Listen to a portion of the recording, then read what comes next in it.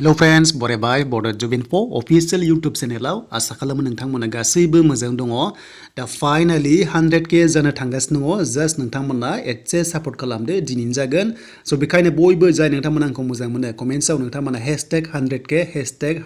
लिरबानो जाबाय आसा खालामो बे भिडिअनि गेजेरजों 100k दिनै जागोन दा लोगोफोर गोबाव खालामा सो बेनो जाबाय फरेस्ट रिलिज जाबाय दिनैनिफ्राय बेनो जाबाय 13 फेब्रुवारि अल आसाम जाबाय बाट खायसे डिस्ट्रिक्टआव जायाखैबो जानो हागौ मानोना खायसेयाव 15 निफ्राय जागोन जेराव माखासे प्रब्लेम थाखाय दा जियानो जा लोगोफोर जिखुनु जाया नोंथांमोना एडमिटआव जि डेट दं बेयाव थांनानै जाहाथे नोंथांमोना खारो सो बिनिफ्राय मोननैसो कमेन्ट्स फैदोंमोन एग्जाम दं होननानै नोंथांमोना रानिं एग्जाम समान जाबाय अब्ला मा खालामनांगौ दा गिबियाव नोंथांमोना एसपी अफिसाव थांनानै जाहाथे एप्लिकेसन होयो लोगोसे नोंनि एग्जामनि एडमिटखौ जाहाथे नोंथांमोना होफायो अब्ला नोंथांमोना एक्सेप्ट जागोन आरो नोंथांमोना बेक डेट खारनो मोननायनि चान्सखौ मोनगोन सो बेनो जाबाय आसाम फरेस्ट रिलि दायो सोलिगासिनो दङ तो जाय नोंथांमोना आसाम फरेस्ट रिलि खारखांबाय बेसेबां नाम्बार मोनखो कमेन्ट्सआव लिरबानो जाबाय एन्ड बिनिफ्राय बे भिडिअआ जोबोर इम्पर्टेन्ट बेनो जाबाय फिजिकेल टेस्टआव जीपीएस कानेक्ट जायो बे बोरै जायो एबा बोरै नोंथांमोना रानिं खालामनाय गावनि बारनायखौ बोरै मिथिगोन बेनि सायाव आपडेट लाना फैदों दा जियानो जा लोगोफोर हानायसेबां शेयार खालाम लाइक खालाम कमेन्ट्स खालाम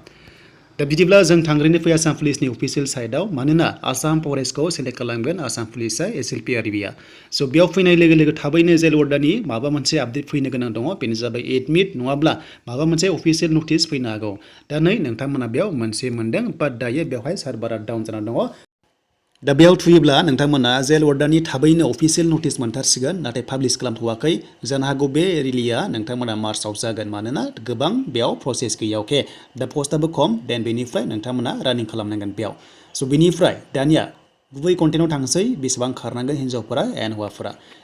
खारनांगोन 1600 मिटार्स बेनो जाबाय 8 मिनिटआव नोंथांमोना कमप्लिट खालामनांगोन अके बेनिफ्राय लं जाम्प बारनांगोन मिनिमाम 8 फिट लं जाम्पआ मेक्सिमाम 13 बारोबा नोङो 20 आव 20 मोनगोन 8 बारोबा नोङो 10 ल' मोनगोन सो बेनिफ्राय हौवाफोरा बेसेबां बारनांगोन एबा खारनांगोन हौवाफोरा 30 to 100 मिटार्स खारनांगोन 14 मिनिट्सआव अके सो बेनो जाबाय नोंथांमोननि गासैबो पस्टआवनो ड्राइभारानो जा नोंथांमोना गार्डआनो जा ग्रेड 1 आनो जा नोंथांमोना खारनांगोन एन्ड बारनांगोन 16 हाफ बारोब्ला एबा 17 फिट बारोब्ला एक्सेलेन्ट थांगोन नोंथांमोना 20 आव 20 मोनगोन सो बेनिफ्राय काट अफ बेसेबां दायो नर्मेलाव बेसेबां कन्डिशनाव सोलिगासिनो दङ सो बेनो जाबाय 30 प्लास सो 30 प्लास नोंथांमोना काट अफ लाथारनांगोन अब्लासो नोंथांमोना नेक्स्ट स्टेजआव थांनो हानायनि चान्सखौ मोनगोन नाथाय खायसे पस्टआव खम काट अफ आरो खायसेयाव बारा थांगोन मानोना बे सोनारगोन नोंथांमोननि पस्टनि सायाव एबा केन्डिडेटनि सायाव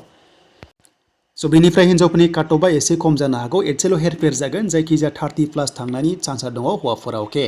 जेरै 30 to 33 सो बेनिफ्राय मेक्सिमाम थाङा एसेबां थाङा बाट प्रेक्टिसा खम जादों बयनाबो सो बेनिफ्राय जेबो टेनसन लानाङा जास्ट नोंथांमोना रानिंखौल' क्वालिफाइ खालाम एन्ड बेनिफ्राय नोंथांमोनाहाय लं जाम्प बार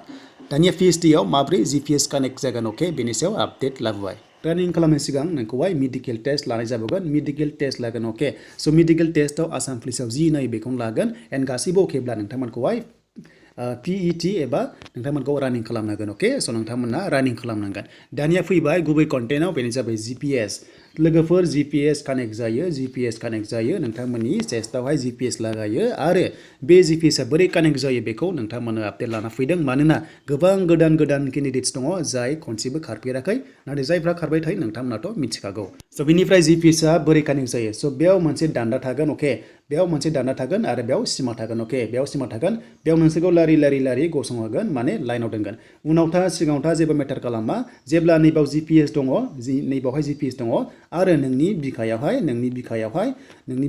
बेवहाय जीपीएस लागायगोन अके जेब्ला नोङो नैबाव लाइन जायो अब्ला नों जेब्ला हाबगोन ना अब्ला नोंनि बिखा सेसजों नैबेजों कानेक्ट जानांगोन अके होमबानो नोंनाव टाइमिंआ स्टार्ट जागोन टाइमिंआ नोंना काउन्ट जागोन नोङो हाबनाय लोगो लोगो बे दान्दाजों क्रस जानाय लोगो लोगो नोंनि कानेक्ट जागोन आरो नोंनि टाइमिंआ स्टार्ट जागोन 1 सेकेन्ड 3 सेकेन्ड बिदिनो 5 मिनिट्स बेबायदि जालांबाय थासिगोन आरो जेसेबां नोङो बे राउन्डआव खारबाय थायो जेसेबां नोङो बेयाव क्रस खालामबाय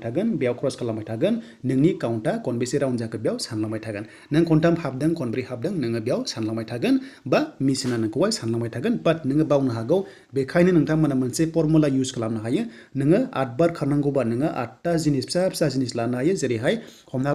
दा गाव खारनायखौ खायसे बावो दा बेखायनो मोनसे ट्रिक्स थायो मोनसे फर्मुला इउज खालामनो हायो नोंथांमोनाहाय जायखिजाया मोनसे डिस्क रबार बा लबार होनना बुङो बर' हमना ला सो बेखौहाय नोंथांमोना आखायाव सोनानै लानो हायो 8टा बा 8टा अब्ला नोङो खारखांबा मोनसे बख'लांबाय थादो अब्ला नोंहा मिथिगोन जे बेसेबां दंबावो हमना ला राउन्ड 5 6 दंबावो अब्ला नोङो बावनाय नङा अके सो बेनिफ्राय लं जाम्प देन लं जाम्पआव खनथाम चान्स मोनो खनथाम चान्सेस मोनो आरो बे खनथामाव नोंथांमोना खनथामबो फाउल जाबा नोङो केन्सेल जागोन स' बिनिफ्राय बारनाया बे सिमानि एसे स्पेसनि सिगां नोंथांमोना बारनांगोन क्रस खालामनाङा क्रस खालामबा बे दान्दायाव गायोब्ला हमना ला सिमायाव गायोब्ला बियो केन्सेल जागोन माने फाउल जागोन बेखायनो एसे गोजाननिफ्राय बारनांगौ आरो जेसेबांनो स्पिड बारगोन नोंथांमोना एसेबांनो बेखौ लायो हमना ला 16 फिट बारदों फार्स्टआव एन्ड सेकेन्डआव 18 बारबाय अब्ला 18 खौ लागोन डेट मिन्स मेक्सिमाम एक्सेलेन्ट थांबाय नोङो मेक्सिमाम बारनायखौ काउन्ट खालामो खनथाम चान्स मोनो स' नोंथांमोना खनथाम बिबानो जाबाय फार्स्टआव खम बारदोंबा सेकेन्ड टाइम बारबाव एन्ड थार्डआव बारबाव अब्ला नोङो एक्सेप्ट जागोन माने बांसिन बारनोबो हागौ समावहाय